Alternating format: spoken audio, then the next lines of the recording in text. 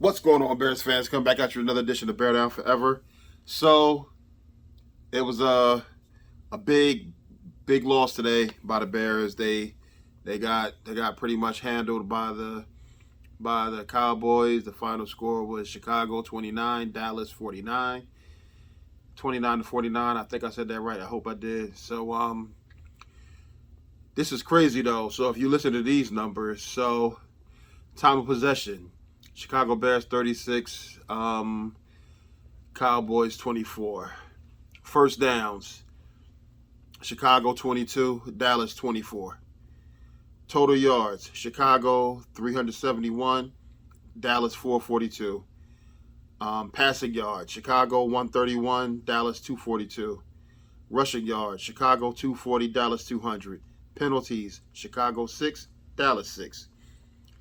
Total return yards, Chicago 31, Dallas 36. Total plays, Chicago 71, Dallas 57. Yards per play, Chicago 5.2, Dallas 7.8. Total turnovers, Chicago 1, Dallas 1. So looking at that stat line, it seems like this game should have been a lot closer than what it was.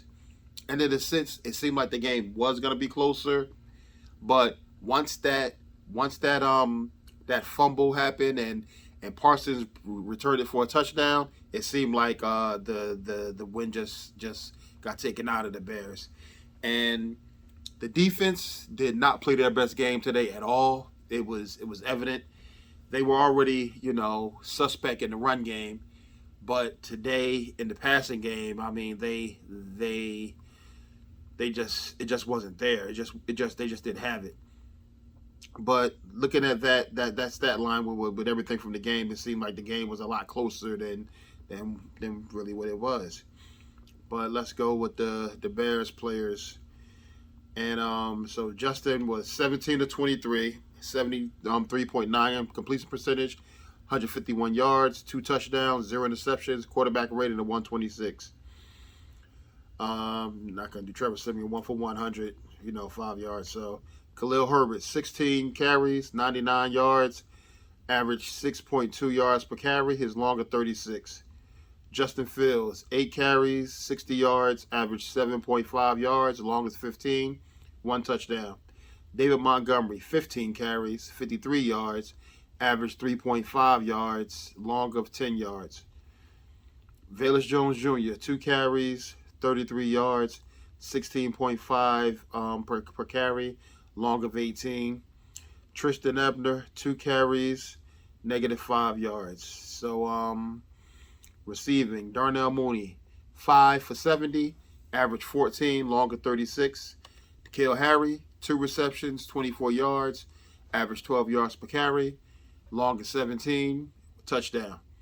David Montgomery 3 receptions, 22 yards, 7.3 average, long of 13. Dante Pettis 4 catches for 18 yards, average 4.5 yards. Long of 12. I'm sorry. Cole Kmet 2 receptions, 11 yards, 5.5 yards per carry. Per reception, long of 10, and he got a touchdown. Equanimeous St. Brown, he had 1 reception for 6 yards. Velus Jones Jr. 1 reception for 5 yards. Not another again. Man, Velus, if he could have held on to that long 60-yard bomb that Justin threw to him, that really could have changed some things as well. But it was just weird. A lot of people think that them going for 2 was a bad thing. I think it was good because that will put them down by 3 points. To me, it made sense. If you look at it, it just made sense to me because you go down, you cut the lead the 3 points. Now you're in a position where you go down there, you kick a field goal, and you could tie the game up. But the defense just could not stop these guys. But yeah. So this is another thing. So the leading tackler for the game was Eddie Jackson, and right behind him was Jaquan Brisker. And that is not good when your safeties are your leading tacklers. That means that they are picking up way too many yards. So But I did see some good things. So the good things I saw, Justin Fields is progressing every week. We can see him progressing before our eyes, and that's a beautiful thing. I mean, that is beautiful. He's looking at the defense. He actually threw the ball away today. Does he still need to clean some things up? Yes, because when they went for two, it was a read option play, and Lawrence was the read man. He should have gotten rid of the ball as soon as he saw him, or he should have just handed it off in the beginning because it was a run pass read option. So he should have gotten rid of it. But he definitely made some good plays. He took care of the football, and I like the way this is progressing. He's hitting players in stride. The first play of the game, he did like underthrow the receiver, but that was pass interference on that anyway. I don't see how they didn't call that, but just like they called a hold on Komet when Justin broke the big run for 30-something yards. But it's crazy.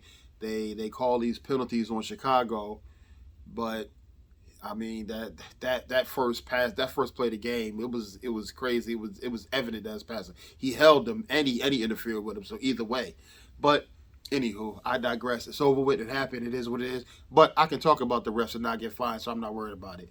So, but Mooney looked good. N'Keal Harry looked good. The offensive line looked pretty good. I think that they look really good with Riley Reef in there because a lot of the plays that when the sacks that did happen is, well, most of them was like, I mean, these they have a great front, so they're the number one team that they have the most sacks in the NFL, so stopping them completely is going to be tough. But I think they did a better job today, but the defense is was where the issue was. The Bears scored the most points against Dallas than anybody this season, and unfortunately, Dallas scored the most points against the Bears than anybody this season. They almost scored 50 points, so it is what it is. But I do see some good things there, man. I'm like, N'Keal Harry looks really solid. Yeah, I know he only had a couple of pass receptions, but the fact of the matter is it doesn't look like when the ball goes to him that he's not going to catch it, that he catches the ball good and he catches it clean every time. And Mooney was all over the place, and I like the way he was catching the ball. I like the way he was moving, and I like the way Fields found him downfield. Cole Kmet looked good. So there's definitely some things they have to build on because they are so bad against the run, and it must improve. And I'm not gonna be surprised if the Bears do make another move. I don't know if they're gonna make more than one move. I don't know if they're definitely gonna make a move, but I do believe that Ryan Poles has something in the works that he's gonna try and make a move before Tuesday. And we just gotta wait and see what that is. But overall, yeah, I'm bummed out that the Bears lost. I had this one as a loss when I did my initial. I did think coming into this game that they had a shot at winning this game. And even watching the game, I believe that they had a shot in winning.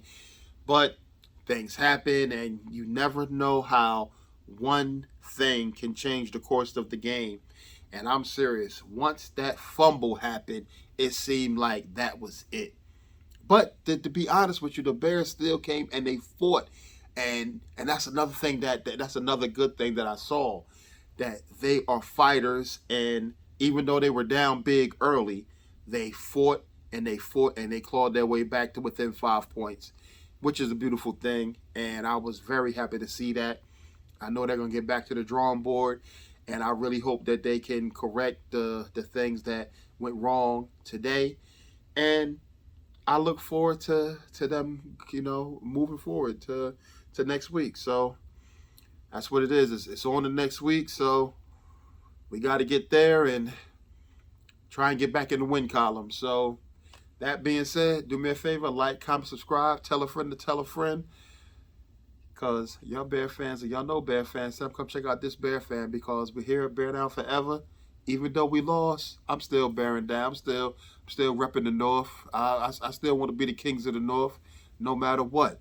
We're gonna be here, and hope them cheesy heads is losing. I know they losing right now, but I hope they lose, and we're gonna keep it moving. So Bear Down forever. Like, comment, subscribe, tell a friend to tell a friend. Hit that notification icon so you know that when I make a video, you get notified. You get the little ding. So all right, y'all. I'm looking this way because I'm out.